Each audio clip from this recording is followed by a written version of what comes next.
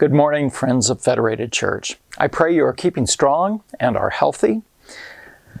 I don't know about you, but after 7 weeks of distancing myself from the people that I love, learning how to do my work in a totally new way that is still not very comfortable, dealing with the pain and the joy of my approaching retirement, trying to sell a home that Cheryl and I both love, and searching for a new home that we hope to love as much, and longing to see my son, who I miss so dearly, and just would like to see him for myself to make sure that he is okay.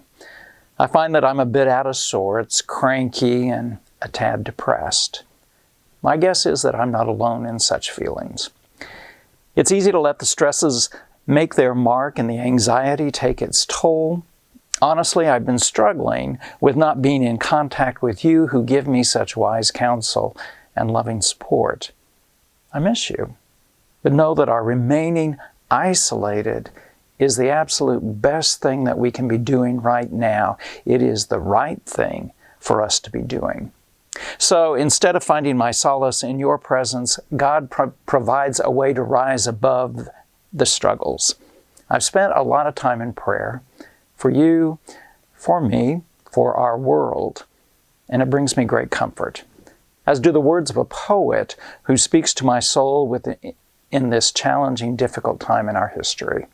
Robert Raines writes these words: "Breathe your spring spirit into my buried hopes, that my life may break forth in wild color and rich beauty.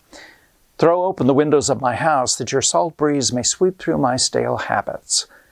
Blow over the fences of my self-pity, that I may run a race against my low opinion of myself and win. Whisk away the blinders of my gloom. Spring your joy on me and waken me to wonder." Lord, we exult in the early morning splendor which awakens us to green beginnings and multicolored hopes and pulls us to our feet to stand on tiptoe. Surprise us with joy in the morning. Struggle with us in the heat of noonday. Sit with us in the evening shadows of quietness and confidence, for you meet us at every corner of life. And you bring new life out of all our dying and create us ever and afresh a springtime people with Easter in our hearts. Bless our families. Let husband and wife be tender to each other. Let parents and children listen to each other and cry for each other and delight in each other. Bless our friends. Thank you for weaving us together into a fabric of friendship. You have made of us together more than we are apart. You have bound us deep in the mystery of death and birth. Forgive us all the ways in which we have hurt or hindered one another. Lord, we are uneasy looking into the future. We need to know that you are with us. Give us the confidence that though all things change, you are the same God, ever gracious, from whose love nothing separates us. Let us feel you in our breathing and convince us in our very bodies that we live and die in the hollow of your hand.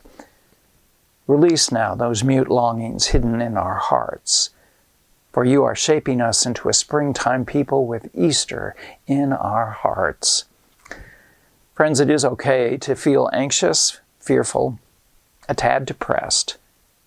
Just don't neglect a little time with the one who can refresh, restore, and resurrect. In your isolation, be filled and led by the Spirit of God who puts Easter in our hearts. Blessings, love, and peace be with you all. Amen.